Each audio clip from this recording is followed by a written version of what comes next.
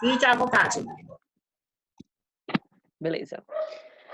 Pois é, Andressa, quando eu peço para fazer, é mais para a gente ver, trabalhar, para não ficar só uma memória bem baixa, mas sim que seja uma memória mais prolongada, né? Quando vocês virem, vocês lembrarem, que é até importante saber dessas interações quando está relacionada ao tipo de medicamento, até quando for fazer algum tipo de orientação, né? Quando vê algum paciente, algum cliente. Eu fiz de uma forma bem geralzona mesmo. Coloquei no geral, não coloquei especificando questão de medicamento e tal. Uhum. Só que, Mas aí tu na minha coloca opinião, lá. ficou um pouco. Eu vou te Ah, mas tu mandar, pode quando terminar aqui, eu vou te mandar e tu dá uma olhada. Aí depois eu faço só um vídeo, assim. Se der pra tu entender direitinho. taxas e rótulos, e hoje a gente vai ver receitas. E os receitas, né? A gente vai ver que tem etapas da leitura que deve ser, né? O que é que deve conter, né? Uma coisa bem simples. A receita tem que ser aquela coisa básica, tem que ser legível e tem que também, tanto para o paciente quanto para a gente que vai receber, tanto farmacêutico como atendente. E a letra ser legível vem desde 1932. Desde 1932 veio uma coisa datada, certo? Dos receituários médicos no Brasil e deve ser legível. E temos esse decreto de 1932, o 20.931, que regulamenta a profissão de médico e traz em seu artigo o 15 a determinação. Então, no artigo 15 tem essa determinação de que deve ser escritas as receitas por extensa de maneira legível. Então, quais são as etapas, de acordo com a Lei 5.991, que essa já é datada de 1973. A gente tem uma lei de 1932 e essa datada de 1973, que reforça, né, somente será aviada a receita que estiver escrita à tinta, em vernáculo, que é a linguagem correta, e por extenso, de modo legível, né, que para a gente possa continuar essa parte da receita e fazer a venda do produto ou a entrega para o paciente. Então, em hipótese alguma, pode-se dispensar esse medicamento, certo? Com alguma dúvida. Se está com alguma dúvida, se está ilegível, não dispensa. A receita volta e passa de novo para o médico para ele fazer outra receita, certo? E sempre deve certificar-se com o farmacêutico. Está com a dúvida na receita, está ilegível, vai, leva para o farmacêutico, tira a dúvida com ele e se a partir dele também não vocês baterem e ver que não está legível, aí volta para o médico, certo? Fala com o cliente e avisa que tem que voltar para o médico. Se o É que nem mesmo... aquele caso que eu te falei, né? Sim, Do exatamente. que Eu tinha lembro. 1 miligrama onde tinha que ter e em cima da receita tinha outra. Exatamente. Isso já barra uma receita. Se tem uma quantidade, tem um e na outra embaixo tem 3, isso está completamente incorreto. Então você passa para o farmacêutico, aí vocês debatem junto, chega no consenso e vê se vai dispensar ou não o medicamento. Geralmente esse tipo de erro não é dispensado, né?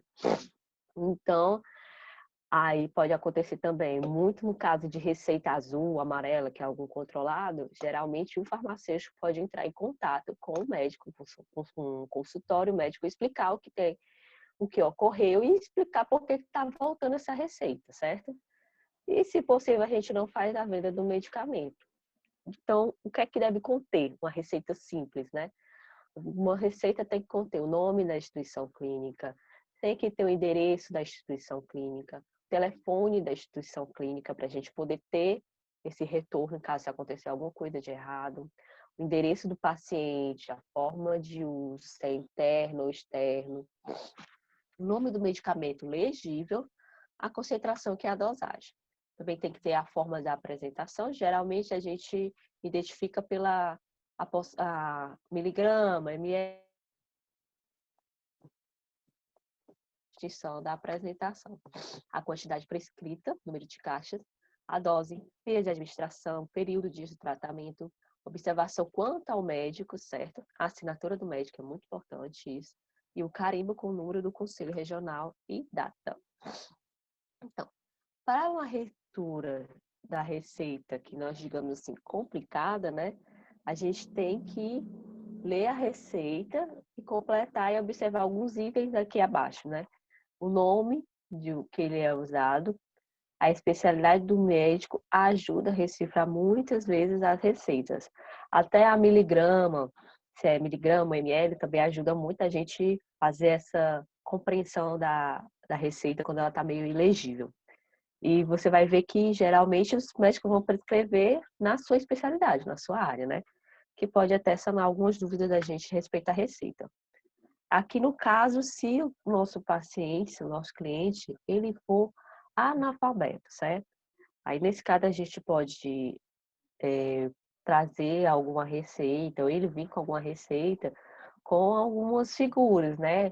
No caso dessa daqui, tem o sol, que significa que de manhã, pelo café da manhã, ele vai tomar esses medicamentos, né? Identificados. No almoço, aí esses medicamentos. E na janta, esses tipos de medicamentos. Geralmente a gente pode fazer esses tipos de desenho para facilitar, né, a compreensão do paciente, que ajuda muito, porque tem muito, pensa que não, mas tem muito paciente que é analfabeto e ele precisa desse tipo de infográfico, de ajuda. E a gente pode estar também colocando aqui o medicamento para ele saber identificar qual o medicamento que ele vai tomar, certo? Qual o primeiro, o segundo, o terceiro, qual o tempo. É muito importante. Essa daqui é uma forma mais legível até mesmo, que em muitos casos a gente faz, para até mostrar aqueles que entendem por hora, né? 6 horas, medicamento 1, café, medicamento 2, 8 horas, medicamento 3, para caso do paciente entender dessa forma também, fica bem legal. Isso é até importante a gente fazer essa interação da gente, o atendente, o farmacêutico, o cliente com o paciente, que é até uma forma de fidelizar ele com você, porque aí ele vai se sentir mais seguro, e ele sempre vai voltar e vai querer fazer a venda com você. Então, a gente também tem a portaria dessas receitas, a 344 a 98, de 98. Ela é definir a receita como, né? Que a receita, a prescrição escrita de medicamento, ela contém orientação de uso para o paciente, é efetuado por profissional legalmente habilitado, quer seja de formulação magistral ou de produto industrializado. Então, os tipos de receita vão variar de acordo com o tipo de medicamento ou substância, ou seja, de acordo com a restrição ao uso e ao grau da periculosidade do medicamento. E os principais tipos são, né, que a gente vai ver aqui os exemplos também. Receita simples, que na verdade pode ser branca ou não.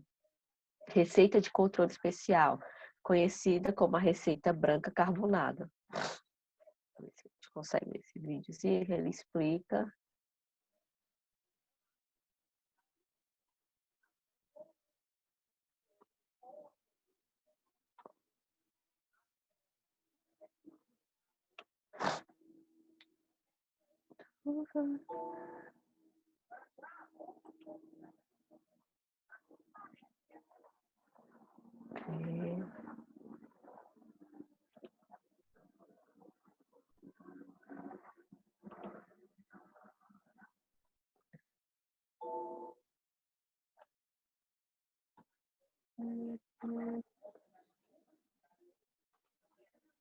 Deixa eu copiar logo. Aqui vai querer.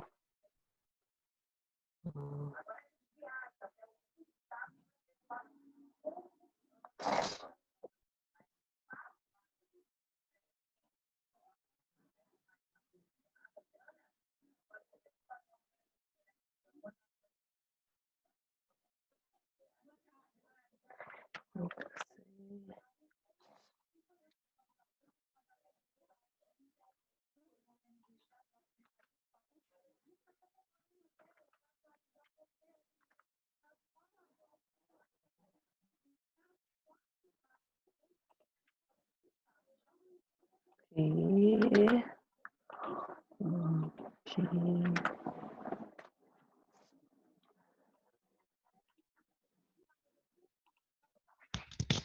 No período ainda que eu estava trabalhando, Lissandra, como eu...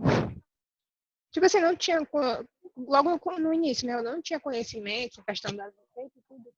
Eu acabei pesquisando. E até hoje eu tenho anotado, tipo, a receita por cor. Muito bem. E para que tipo de medicamento, tipo, a receita A, que é amarela. Aí as substâncias, a 1 e a 2 é entorpecente, a 3 é psicotrópico. Eu tenho anotado, assim, bem direitinho. Aí os preenchimentos obrigatórios, Muito tudo bem. tá... Essa de receita, acho que não tem Isso é mais. ótimo. É até rotina, né, Andressa? Quando você vai, você tem tipo assim, uma pesca, né? Um gabarito. Aí quando você vai ver, você cria confiança. Eu Legal, viu? levava, às É vezes, uma coisa que eu ia até pedir para vocês fazerem isso mesmo. é porque não tá, tipo assim, não tá mais... Onde estava anotado, eu acabei tirando a folha porque eu não estava mais usando o blocozinho de notas. Eu vou passar pro caderno para deixar até mais organizado. Mas até hoje eu tenho Ótimo. a questão lá da intercambiabilidade também, que eu disse para ti que eu tinha anotado. Pronto. Daí é ótimo. Como já era Então de vamos ver rotina se... minha, no período era mais fácil para mim. E eu pegava a receita e já sabia do que se Com tratava. certeza. Sabia, Com certeza. principalmente questão da data, né? Da validade. Isso. Da validade, que a gente está até discutindo, né? Na época dos antibióticos, se é 7 dias, se é 10 dias, né? Pois vamos O ver essas antibiótico regras para é prescrição. 10 dias. Isso. Então, vamos ver essas regras. Aumento o saber. No episódio de hoje, vamos aprender as regras para a prescrição de medicamentos controlados e os tipos de receita para cada tipo de medicamento.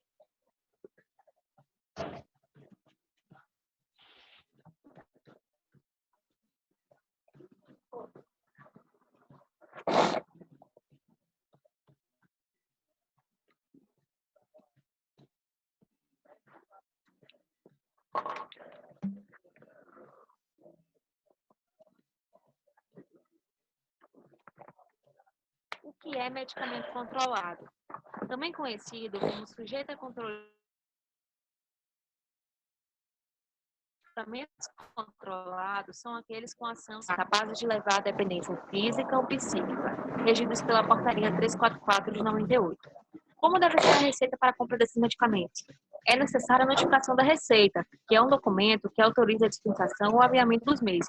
Essa notificação deve ser preenchida de forma legível, sem emenda ou rasuras. Por que cada notificação possui uma cor diferente? Porque cada substância se enquadra em uma lista de acordo com a Portaria 344 de 98.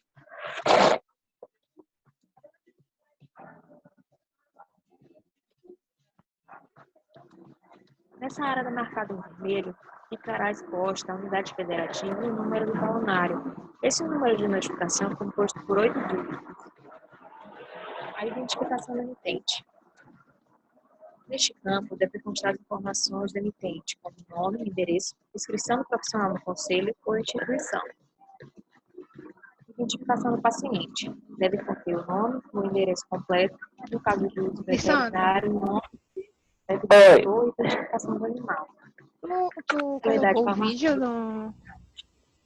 Idade para o Da onde? Porque não tá Tá aparecendo conseguindo ver o vídeo? Não, só o áudio tá saindo. Deixa Eu eu ver esperei ainda um aqui. pouco para saber se era delay, mas Ele não tá. Peraí.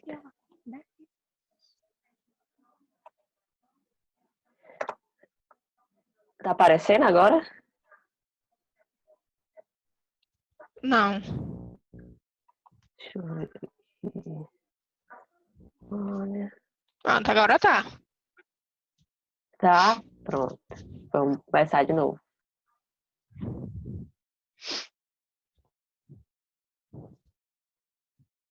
regidos pela portaria do medicamento controlado.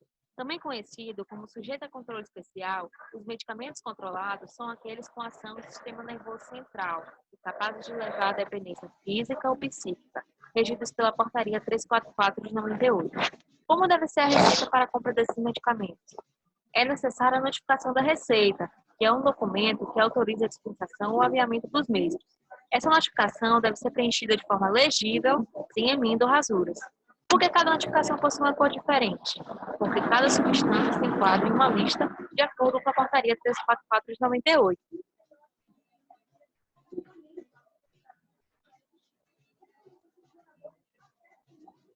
Nessa área demarcada em vermelho, ficará exposta a unidade federativa e o número do talonário. Esse número de notificação é composto por 8 dígitos. A identificação do emitente. Neste campo, deve constar as informações do emitente, como nome, endereço, inscrição do profissional no conselho ou instituição. Identificação do paciente. Deve conter o nome, o endereço completo, no caso de uso veterinário, nome, endereço completo do tutor e identificação do animal. Especialidade farmacêutica. A quantidade para o tratamento, que no caso de notificação A são no máximo 5 ampolas, e demais formas farmacêuticas para no máximo 30 dias. Assinatura do prescritor, que é a assinatura do médico, do cirurgião dentista ou do médico veterinário. Neste campo, ficará a data, com validade de 30 dias da prescrição, a contar da data da emissão. Em laranja, ficará a identificação do comprador, com o nome, o endereço completo, o número da carteira de identificação e o telefone. Neste campo, ficará a identificação do fornecedor, com o nome, o endereço completo, o nome do responsável pela dispensação e a data de atendimento. Aqui embaixo ficará a identificação da grávida, com data, dia, horas. A notificação de receita B possui azul, e nela estão contidas a substância D1 e suas atualizações. A notificação do tipo B não muda muita coisa. Aqui ficarão expostos a unidade federativa e o número do talonário. Como na notificação A, ela pode ser aviada em todo o território nacional, porém é necessário que seja acompanhada de receita médica ou justificativa de uso, quando a aquisição em outra unidade federativa. Na identificação do emitente, deve constar as informações como nome, endereço completo, inscrição do profissional no conselho ou na instituição. Identificação do paciente. Deve conter o nome, o endereço completo, no caso de uso veterinário, nome, endereço completo do tutor e identificação do animal. É na prescrição que vai haver a diferença entre a notificação do tipo A e a notificação de receita do tipo B. Neste caso, ficarão expostos medicamento ou substâncias, a quantidade de forma farmacêutica, a dose por unidade posológica e a posologia. Já a quantidade para o tratamento, no caso da notificação de receita B, são no máximo 5 ampolas, e demais formas farmacêuticas para no máximo 60 dias, diferente da notificação de receita do tipo A, que são 30 dias. A data com validade de 30 dias da prescrição, a contar da data da emissão. Assinatura do médico, cirurgião dentista, médico veterinário, que é a assinatura do prescritor. Aqui embaixo ficará a identificação do comprador, com o nome, o endereço completo, o número da carteira de identificação e o telefone. Do lado direito ficará a identificação do fornecedor, com o nome, o endereço completo, o nome do responsável pela dispensação e a data de atendimento. Em preto fica a identificação da grávida, dados como nome, endereço e CNPJ. Do outro lado, fica a numeração desta impressão. No receituário de controle especial está incluída a substância C1, são outras substâncias sujeitas a controle especial, as substâncias C5, que são os anabolizantes, e a B1, que são os psicotrópicos. O receituário de controle hormonal deve ir em 2 vias, apresentando o status de eles. Primeira via, farmácia, segunda via, paciente.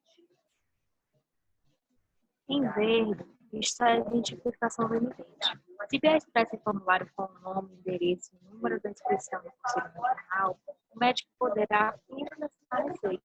No caso de um profissional com seu instituição, O estabelecimento hospitalar, o médico deverá identificar se é elegível ou com carinho, constatando a inscrição do Conselho Regional. O telefone do médico mexicano é opcional. O emprego fica registrado a identificação do paciente, com o nome e o endereço completo, no caso de uso veterinário, o nome e o endereço completo de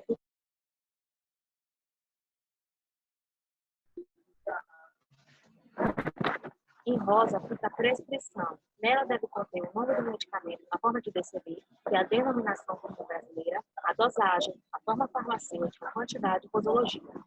A quantidade prescrita de cada substância da lista C1 e da lista C e de suas avaliações de medicamento ficará limitado a 5 ampolas. E para demais formas farmacêuticas, o tratamento corresponde a 60 dias. Para anticonvulsivantes e antiparkinsonianos, a quantidade prescrita poderá corresponder até 6 meses de tratamento. Em roxo, é a identificação do comprador. Deve conter o nome e endereço completo, número de carteira de identificação e telefone. Em amarelo, a identificação do fornecedor, o nome e endereço completo, nome do responsável pela dispensação, data de atendimento.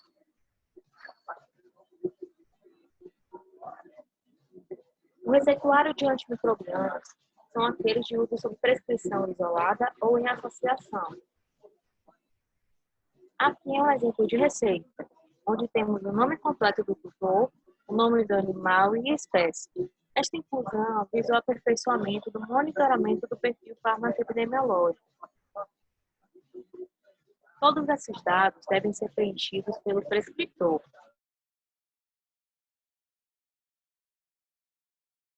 Os dados de sexo do paciente, estes poderão ser preenchidos pelo responsável pela dispensação. Com relação à prescrição, a receita poderá conter a prescrição de outras categorias de medicamentos, desde que não sejam sujeitos a controle especial.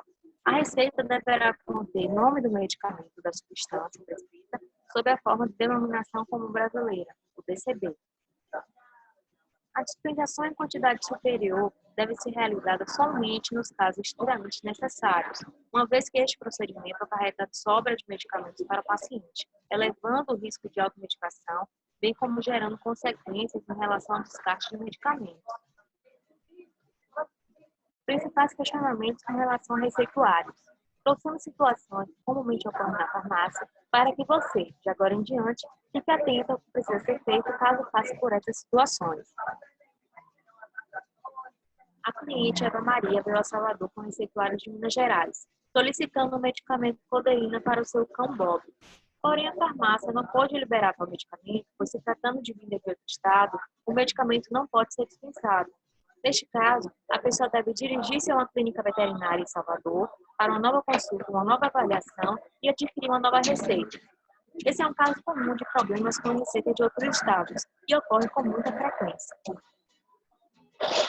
Um cliente foi à farmácia portando uma prescrição de 180 comprimidos de bromazepam, com uma posologia de 12 em 12 horas, sendo que cada caixa contém 30 comprimidos. Porém, o farmacêutico informou que só poderia ser dispensado 120 comprimidos. Essa notificação de receita besta permite a dispensação de medicamento para 60 dias de tratamento, sendo necessário que o tutor, ao médico veterinário, solicite uma nova receita, caso seja necessário dar continuidade ao tratamento.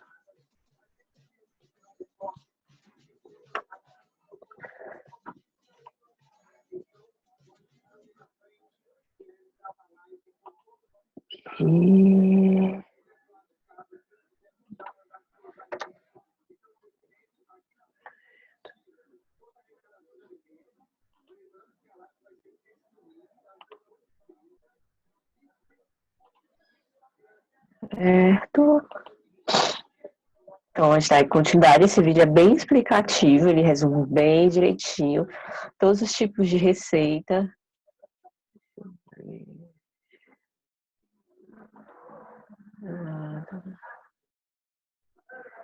Slide.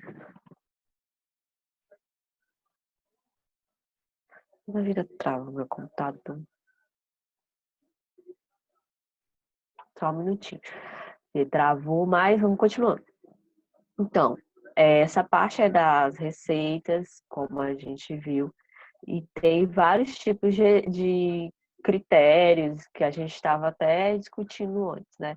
Esse vídeo ele é bem explicativo, mostra bem direitinho os critérios que a gente tem que ter e o que a gente tem que observar quando recebe a receita, que é o Estado, o médico, certo? Que tal exemplo de modelo de receita de controle especial, né? Que ela falou que uma via fica na farmácia e outra via fica com o paciente. E geralmente essa receita a gente vê muito em prescrição até de antibiótico. Aí vem a identificação do emitente, a identificação do comprador, que geralmente ele preenche na hora, né? É preferível que o comprador preencha. Aqui o modelo da receita B, como ela falou, o F, a gente sempre olha, presta atenção nos números da notificação da receita, que geralmente às vezes tem uma falsificação, aí quando a gente vê tem que ter os 8 números, né? E geralmente falsificação já botam um número a mais, tem que sempre prestar atenção. E também aonde ela foi, os dados da gráfica eles podem mudar também. E até o carimbo do médico, o número do CRM, bota um número a mais. Tem que prestar atenção, que às vezes a gente está na farmácia e é muita gente, dependendo do pique, de como é a rotina da farmácia, acaba passando despercebido e é muito grave. Tem que prestar bastante atenção. Esse é o controle especial para a dispensação de anoxigênio. O modelo da receita B2, né? Tá aqui o F, o número de identificação do comprador. O B para animais. O modelo da receita A, certo? Já muda que aqui já tem especialidade farmacêutica, qualidade, apresentação. Enquanto a receita B é mais medicação, separado. Aqui a especial para a lista C2, certo? Em relação a grávidas, que é risco de grávidas, defeitos na face, nas orelhas, coração, para quem está grávida, tem que prestar atenção. Aí o termo de conhecimento de risco e consentimento pós-informação para pacientes do sexo feminino menores de 55 anos de idade, certo? Ele tem que ser preenchido e assinado pelo médico e pelo paciente. Ele tem que ser maior de 21 anos de idade ou pelo responsável quando o paciente tiver a idade inferior a 21 anos. Esse daqui é o site, modelo do site do Sistema Nacional de Gerenciamento de Produtos Controlados, certo? Quando a gente vai e preenche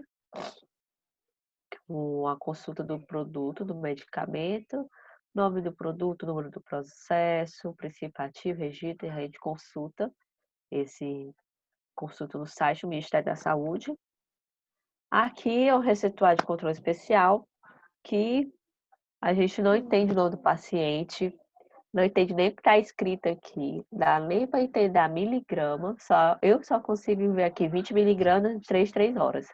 Só Eu já peguei uma mais ou menos nesse dia. consegue entender. Tipo de receita que está dessa forma, a gente já despacha e pede para o paciente voltar no médico e trazer uma nova receita, certo? E sendo que não tem, não dá nem para ver a assinatura e carimbo, né, do médico.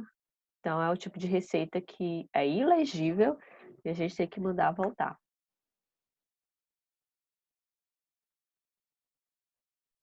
E como ler a receita médica, para a gente não esquecer, né, o carimbo, instituição de trabalho, se é no SUS, vai ter lá, o nome, endereço credencial completo do paciente, idade, quando for necessário, porque medicamento para criança, às vezes a gente precisa saber o peso, a idade, a altura, para fazer algum tipo de orientação para esse paciente, nome genérico do medicamento, se for genérico, tem que estar o nome do princípio ativo, para a gente poder fazer essa dispensação.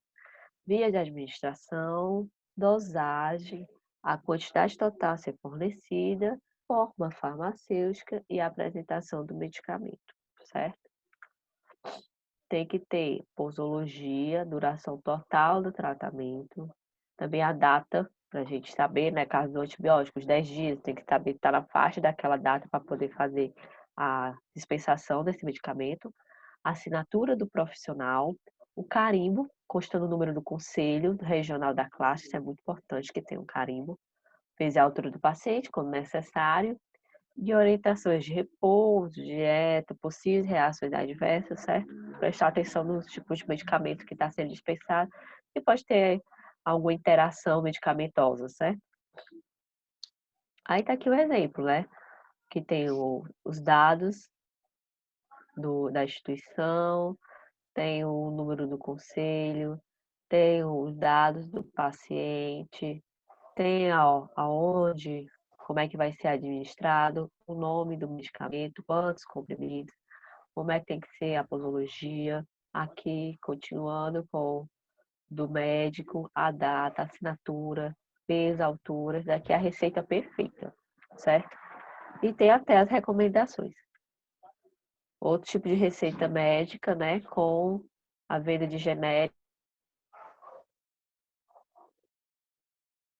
que é a amoxicilina, que é o princípio ativo, e a data e a validade do medicamento também. Isso prova que essa receita é uma receita correta, tá mostrando a posologia correta, tem o nome do princípio ativo, uma receita digna de ser dispensada tranquilamente, certo? E na receita médica está escrito tomar um comprimido, certo? Por via oral a cada 8 horas por 7 dias. Então, vamos entender como é que esse medicamento foi prescrito. Então, de 8 em 8 horas, a gente já sabe que é 3 vezes por dia, que é 1 mais 1 mais 1. Então, são 3 comprimidos por dia, certo? E desses 3 comprimidos por dia, quando a gente multiplica por 7, dá o total de 21 comprimidos, certo? Então, a gente entende, quando ele falta de 8 horas, que é 3 vezes ao dia, a gente soma, depois multiplica por 7 para ter o número total de comprimidos, certo? Vai ter outros horários da receita médica, de 12 em 12 horas, né? 2 vezes por dia, que é 1 mais 1. Tomar ao amanhecer e ao fim da tarde. De 6 em 6 horas, são 4 vezes por dia, né? Então é 1 mais 1 mais 1 mais 1. Então, tomar ao amanhecer.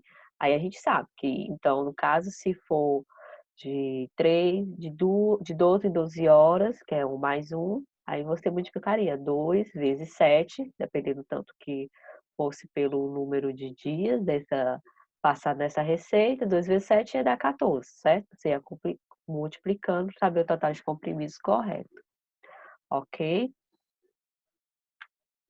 Aqui, eu vou passar depois para vocês no grupo do WhatsApp, que é para vocês até guardarem quando tiverem alguma dúvida, que é o olho na posologia antes da dispensação, para a gente entender, né? Porque geralmente é por gotas, por ml, então a gente tem que saber que uma gota é igual a 0,1 miligrama. E 25 gotas é o total de 1 ml. Então, quando você bota 25 gotas, conta 25 gotas, caso você vai tomar de pirona e você coloca 25 gotas, você está tomando 1 ml, certo? Então, a gente tem que saber que um frasco de 20 ml vai ser 500 gotas. Até para a gente fazer o tipo de dispensação, porque geralmente esses medicamentos que a gente vai dispensar com gotas são medicamentos controlados, Rivotril, Gardenal, Aldol, e ao Aldol até o haloperidol, que é para criança, geralmente toma. Então a gente tem que prestar muita atenção. Principalmente agora nessa época de pandemia, que eles estão dispensando a mais. Tem que ter cuidado com esse tipo de dispensação, porque é medicamento controlado, o tipo de causas que pode trazer para o paciente, porque pode acarretar essa automedicação, né? Que geralmente é haloperidol prescrito para epilepsia. Então, a dispensação sempre deve obedecer um receituário para o tratamento, que é até 6 meses pode ser dispensado, certo? Então, eu vou estar passando esses aqui até para vocês poderem, quando estiver na farmácia, se ele passou de 9 a 16 gotas por dia, quantos frascos eu tenho que dispensar? Você pode dispensar até 2 frascos, certo? Dependendo também do medicamento. Tramal, que é para dor,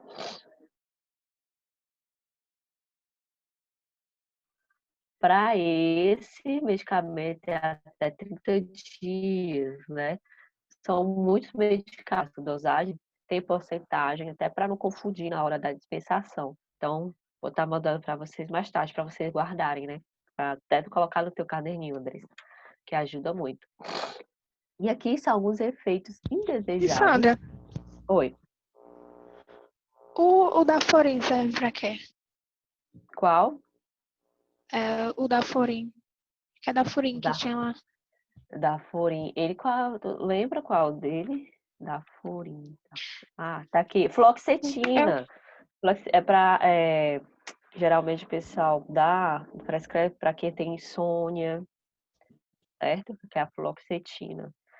Tem testes mostrando que também a fluoxetina associado com o fluconazol, ele consegue diminuir a resistência bacteriana, a resistência fúngica, né?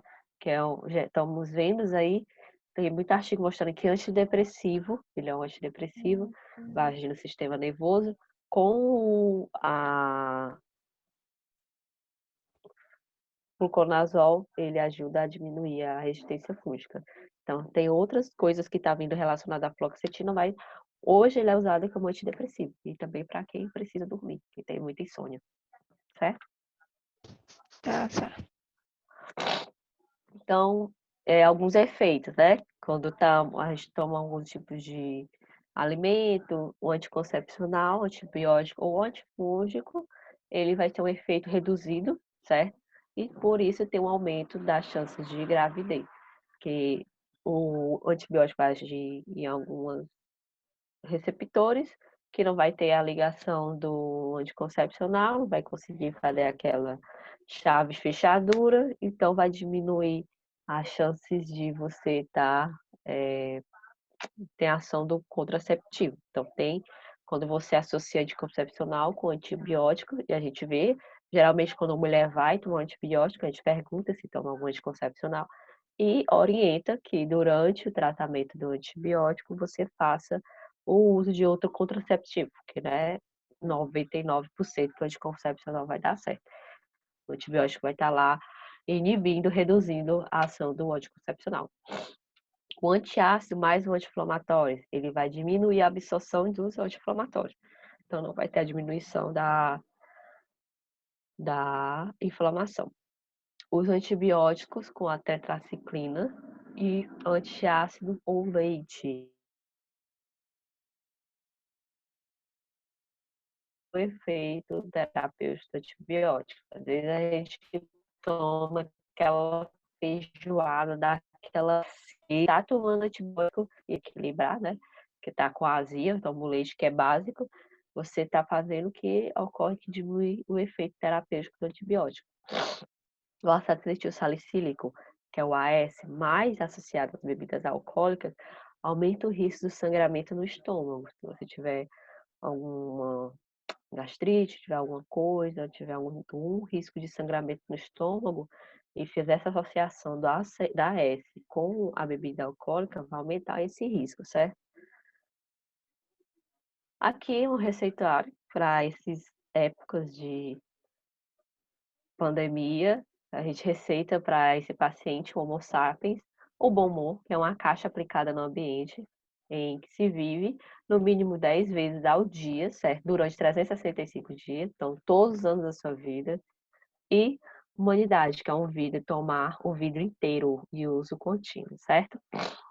Andressa, tá com alguma dúvida em relação às receitas? Quer voltar alguma coisa? Não.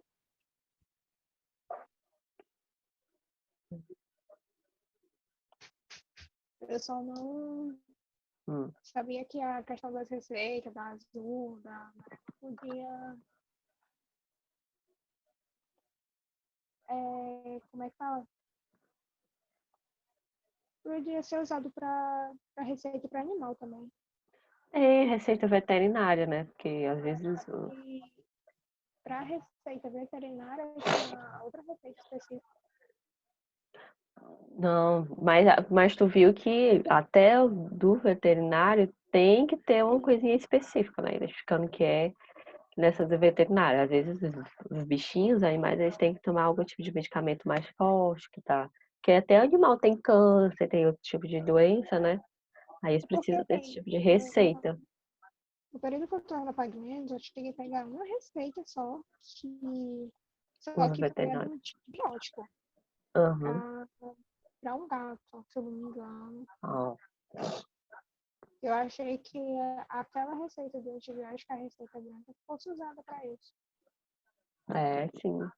Eles são tratados até como a gente. Então, a gente vai dar agora início à parte de farmacobotânica, certo? Vai iniciar a farmacobotânica. Então, farmacobotânica e farmacognosia. Vai entender das ervas, os seus que tudo que a gente vai lendo. E a gente começa na mitologia persa, certo? A gente está estrita, que é o deus da saúde, e intermediário entre Deus e os homens, ele recebe o conhecimento sobre as plantas curativas. É a partir dele que a gente tem esse conhecimento da farmacognosia, da farmacobotânica. E o pé de árvores amarelas ensina ao aluno, certo? As virtudes das plantas medicinais.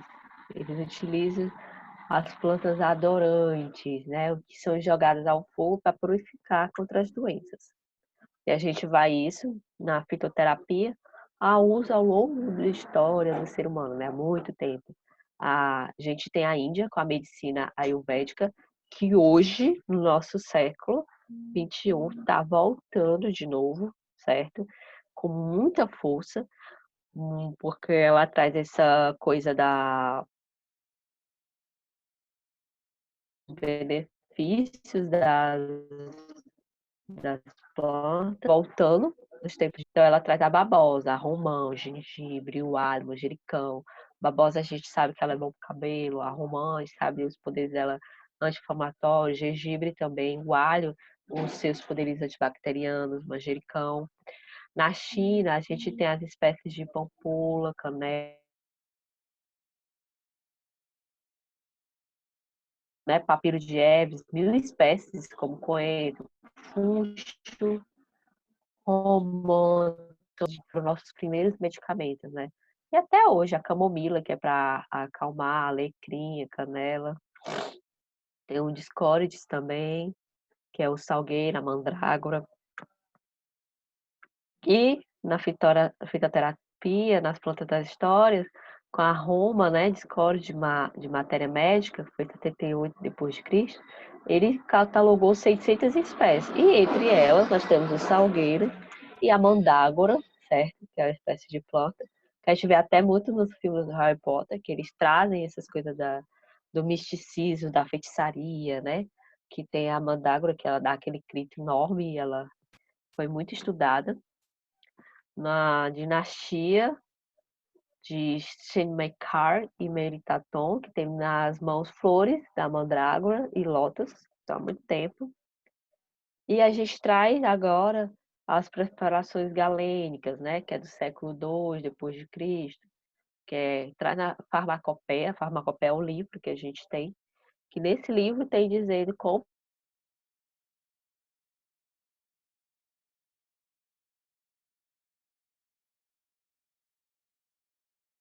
deve ser feito, é como se fosse o nosso livro de receitas da farmacologia, preparação, que a gente vai ver na farmacotécnica, a gente procura na farmacopeia, lá é catalogada, a gente já tem muitas espécies catalogadas, certo? E tem esses métodos de preparação, princípio ativo, certo? De lá a gente elabora remédios com várias plantas. A gente tem o período medieval, que é o Jardim dos Simples, né? Américas indígenas, que é a nossa medicina tradicional, e temos muitas outras, né? Então, esse uso tradicional ele é caracterizado, né, vem resguardado há muito tempo pela cultura dos povos. E isso determina de região para região, né? Ali pela Amazônia, a gente tem o Guaraná, que é usado pelos caboclos. A gente tem muito essa informação que passa, né, de boca em boca, vai se popularizando e a gente vai entendendo que camomila é para acalmar. E a cidreira no Brasil, ela é usada, né, muito nos povos europeus. O uso do ginseng também no Brasil, que é uma planta muito característica daqui. E a gente tem esse conhecimento, né, dos poderes curativos das plantas que passam de gerações e gerações, nossos avós, vem os nossos tataravós e nossos pais, e até mesmo a gente tem essa linha tradicional. Agora a gente tem que ter cuidado, certo? Que, né, só porque tem esse tipo de misticismo, que tem essa cura, que a gente vai sair por aí comprando emagrecedor indiano por 7 ervas naturais. A gente tem que ter cuidado também com o tipo de chá, de preparo, como é que a gente vai, né, preparar isso. Até tem, por exemplo, a canela você tomando ela com o chá da canela,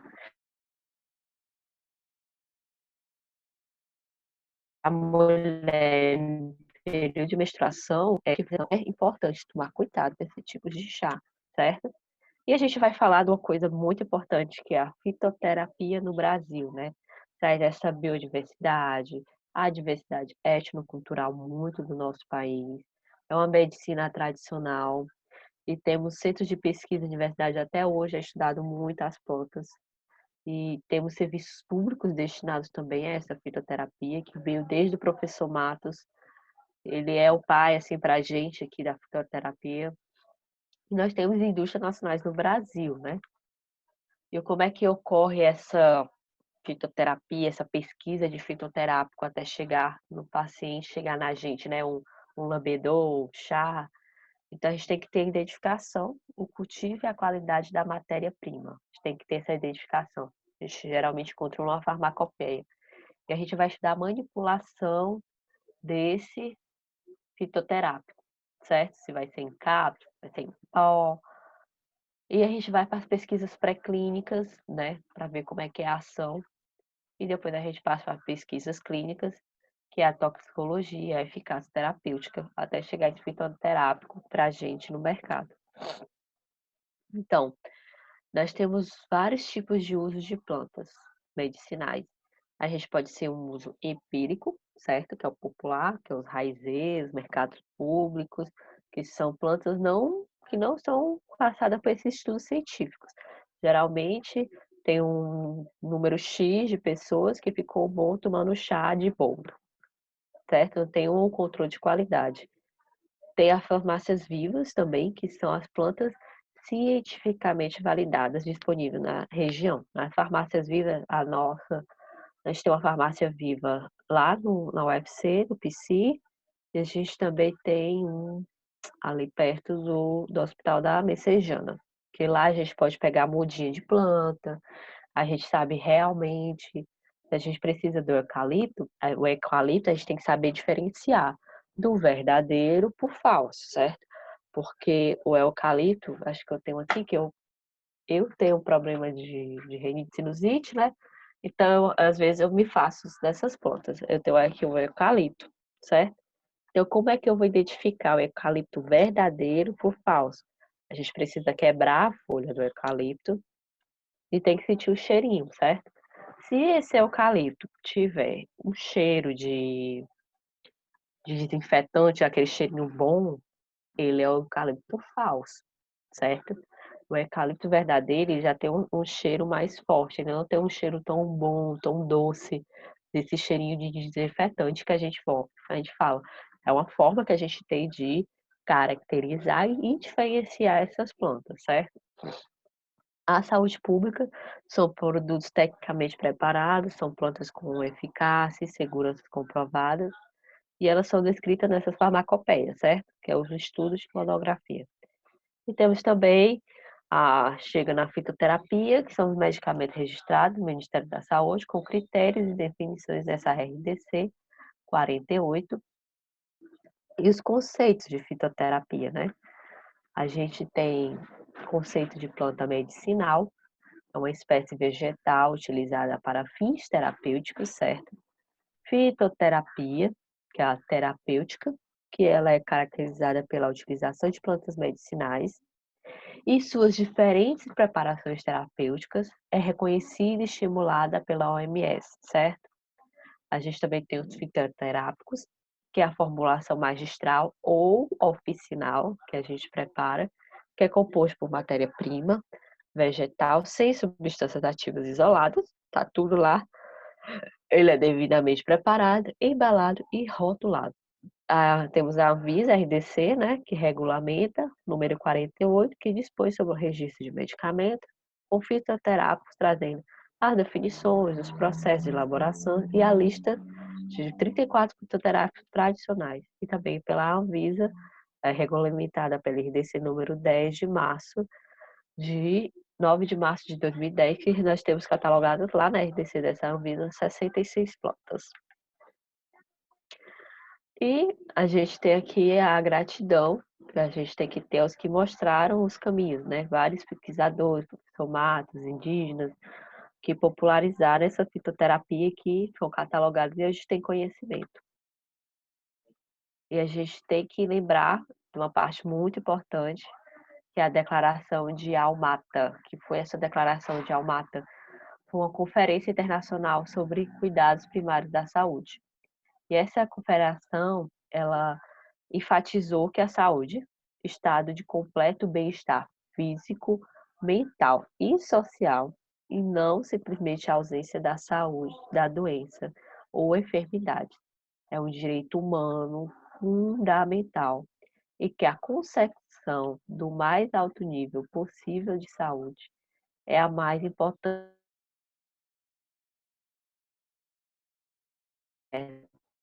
social mundial a todos os setores da saúde, certo?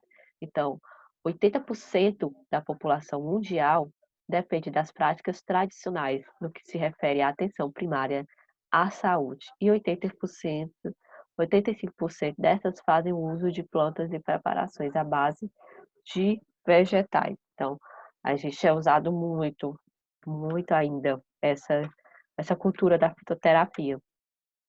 Aqui são imagens do PSI lá, da Farmácia Viva, do Horto de Plantas Medicinais, que a gente, por conta da pandemia, a gente não pôde visitar, que está fechado, né? Leva o nome do professor José Abreu de Matos, que é o pai da fitoterapia para a gente.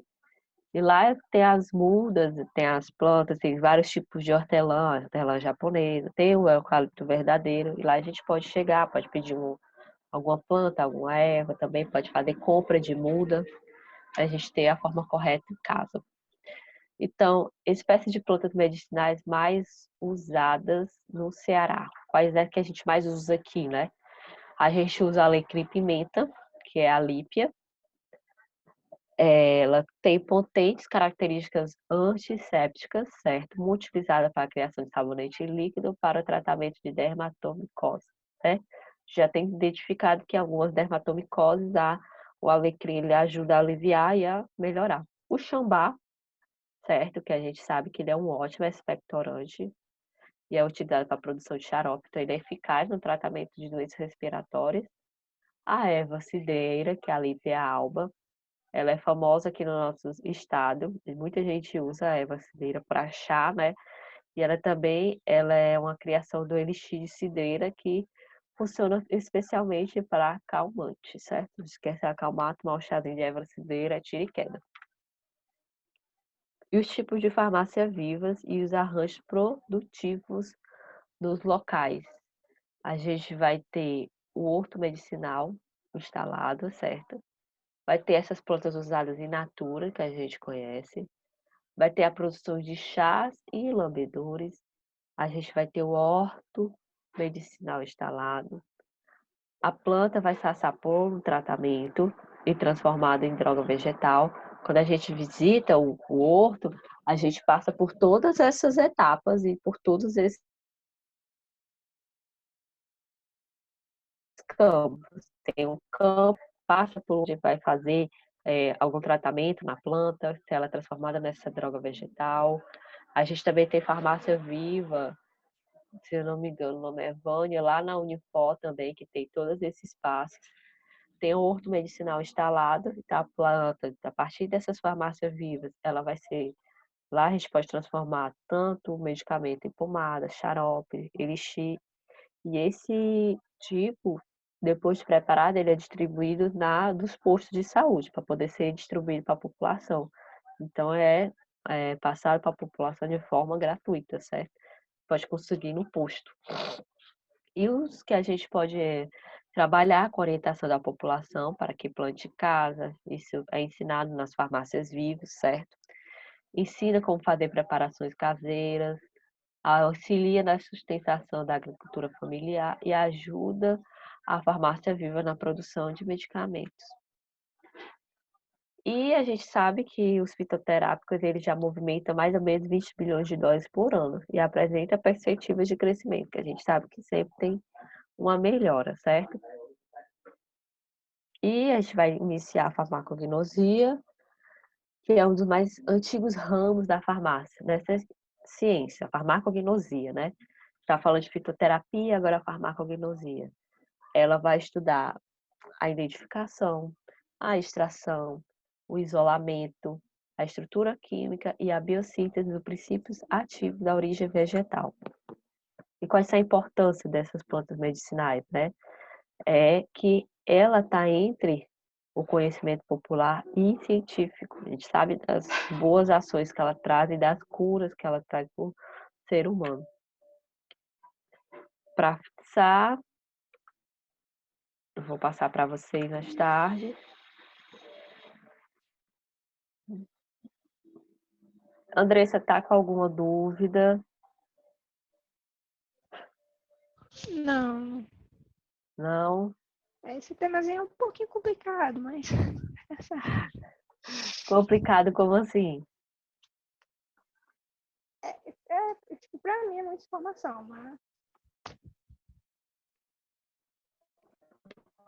É que tu tá achando assim confuso em relação à terapia? é complexo. Andressa? Complexo e como em relação ao quê, assim? Que a gente vai chegar na parte das propriedades terapêuticas. Ali era mais teoria, como é que é formado, como é feito, mais ou menos o quê, assim? É Dizer. porque, tipo assim, eu vou falar assim, uma relação bem leiga com questão de plantas. Certo. Tipo, eu não sei algumas coisas que falar, cara da minha avó, que falava muito, planta que servia pra isso, servia pra aquilo. Minha mãe também tem isso. Só que tipo assim, eu não conheço. Se botar na minha frente, pode ser a mesma, eu não conheço. Então, pra mim, vai ser bem complexo. Não,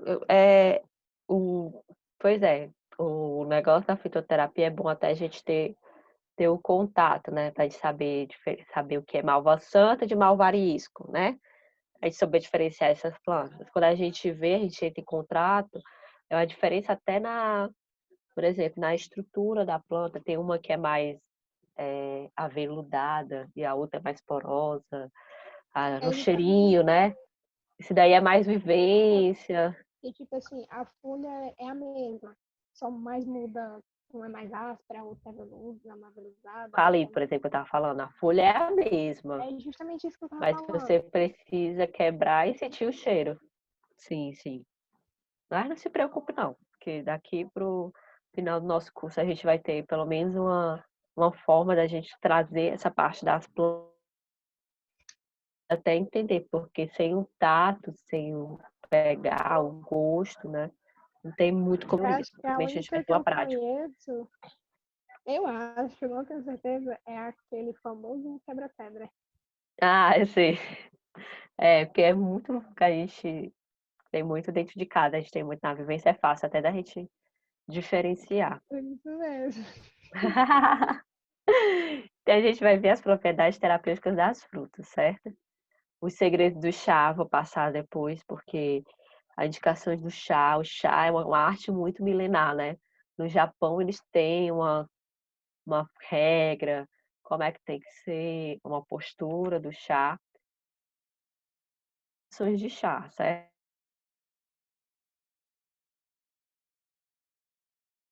Pincelar. A gente tem o chá de alecrim, que é indicado para o estresse físico e mental, né? Um gosto digestíssimo. Ele é muito indicado para insônia, excitação nervosa, alivia neuralgias, dores de cabeça, tosse, asma, bronquite. A gente tem a arnica, que é a analgésica anti-inflamatória, certo? Que é essa plantinha. A gente tem o boldo, minha Nossa Senhora, muito famoso o boldo, principalmente porque ele alivia as dores digestivas, do aparelho digestivo. A gente pode tratar ele tanto in natura, que é essa forma dele verde, como a gente está vendo na imagem, como na forma seca, né? Que é para preparo do chá. A gente tem a camomila, que ela é ótima para acalmar, aliviar dores cólicas. A carqueja, que é a ação benéfica sobre o fígado, certo? E o intestino alivia a azia, má digestão. Erva cidreira, que é ótima para insônia, cólicas. Ela é ótima, a erva cidreira. Muita gente tem ela em casa. Erva doce, alivia cólicas menstruais, principalmente de recém-nascido. Tem muito, até medicamento fitoterápico próprio com erva doce. Eu acho a cidreira parecida com o capim santo. Sim, sim. A erva cidreira é muito parecida com o capim-santo. É a forma até de identificar é a forma da folha quando a gente quebra e sente o cheiro. É uma das formas que a gente tem de diferenciar, né? A hortelã, a gente também tem um tipo de hortelã. Tem a hortelã e tem a hortelã japonesa. No tamanhinho das folhas que a gente vai conseguir até diferenciar. E ela é ótima para azia, gases e cólicas, certo? O eucalipto, que trata inflamações de vias respiratórias, como tosse, rouquidão. Sempre quando tem esses períodos de chuva, a profa está fazendo alguma infusão com eucalipto e com maru, taca, vê que cheira, fica ótimo. Curadíssima das minhas respirações, que o nariz entupido, tosse. Aí o maracujá, certo? Mas aqui a gente fala da flor do maracujá, certo? Que é ótimo para dores de cabeça, para ansiedade. Tanto o suco, né? A fruta, mas a flor do maracujá é ótimo para calmante. Maçã, que é bom para O digestivo. maracujá Sim, maracujá. da, Ele é- do maracujá não sabia, não. Sim, Da tem a maçã eu flor. sabia, mas maracujá não. A flor do maracujá, ela é ótima. O fruto, ele dá também essa sensação de acalma, né? Às vezes a gente toma o suco de maracujá e dorme. Ele tem essa relação. E, para finalizar a nossa aula, certo?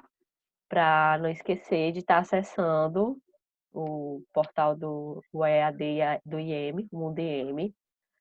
Pode estar acessando nossas redes sociais, Instagram, Facebook, e entrar com a profa, sempre em contato com o WhatsApp. Qualquer dúvida, certo? Vou estar botando hoje indicações de chá para vocês, até para vocês aprenderem a preparar. Porque muita gente prepara chá errado. Pensa que é só aquecer a água e botar a planta e deixar ferver. Se você colocar a água e a folha, se eu pegar a folha do eucalipto e botar dentro da água e deixar ferver, você está aquecendo os princípios ativos. A forma correta de preparar chá é: você aquece a água. Quando a água aquecer, é que você bota a folha, certo? E você desliga o fogo e tampa e deixa agir por 5 a 10 minutos. Aí o seu chá vai estar preparado da forma correta e dos princípios ativos. Que aí você vai ter o Eu benefício que você está fazia esperando da isso com planta. orégano. Pronto. O orégano é bom também. Tomava orégano para quê? Fazer o chá do Cólica. orégano. Cólica, exatamente. Então, não ferve junto com a água. Você ferve a água, depois bota a planta, fecha o fogo e abafa por 5 a 10 minutos. Aí você, dependendo do que for, você coa e toma o chá sem açúcar, tá? Porque é chá terapêutico, não é chá só para a gente se divertir. Eu tomava o chá de orégano sem açúcar, meu Deus, isso é a coisa mais horrível do mundo. Pois é, lembrar disso, gente. Faz chá, não coloca açúcar. Você tá tomando para acalmar, para diminuir uma dor de cólica. Qual é o O sentido de botar adoçante açúcar? não pode, Não, não. não pode. É o chá puro, certo? Ficou com alguma dúvida? Nada de adoçante, Que nada é de horrível. açúcar, chá puro. Mas tem que tomar, Ó, mulher. No guti-guti, quando ó. minha avó. No tempo que. É porque eu não gosto de chá, não. Eu tomava assim a força mesmo porque servia. Eu via que servia. Mas no período que minha avó era viva, que ela cuidava de uma casa de um alemão, lá no bairro Água Fria. Aham. Ela fazia um chá, eu não sei se era de boldo, não sei. Eu sei que era um chá muito cheiroso. É o único chá que eu tomava. Que ela fazia bem docinho. Eu Ah, gostava muito desse chá. Só que eu não lembro qual é. Diz boldo que é ele era bom. muito cheiroso. Ah, sabe o que eu acho muito cheiroso? É o de erva cidreira. Nossa senhora, o de erva cidreira é muito cheiroso e é doce. Pode. Eu não sei se era o boldo ou se era a cidreira, mas eu tenho pra mim que é a cidreira, porque eu já senti o cheiro de cidreira e era bem parecido com o chá. Ela Pois fazia é. bem doce, era muito bom. A gente passava O erva cidreira a geralmente noite ele é o tomando mais chá na doce. beira do tanque. Ai, meu Deus do céu, sem açúcar, por favor. Então, Andressa, eu te espero na próxima aula, certo? A gente vai entender como é os preparos desses medicamentos e, certo? Faça das atividades. Vocês podem contar sempre comigo, certo? Tudo bem. Ian, é com você agora para encerrar, certo? Beijos, até a próxima. Tinha um beijão, viu? Se cuidem. Se cuida. Tchau. Tchau.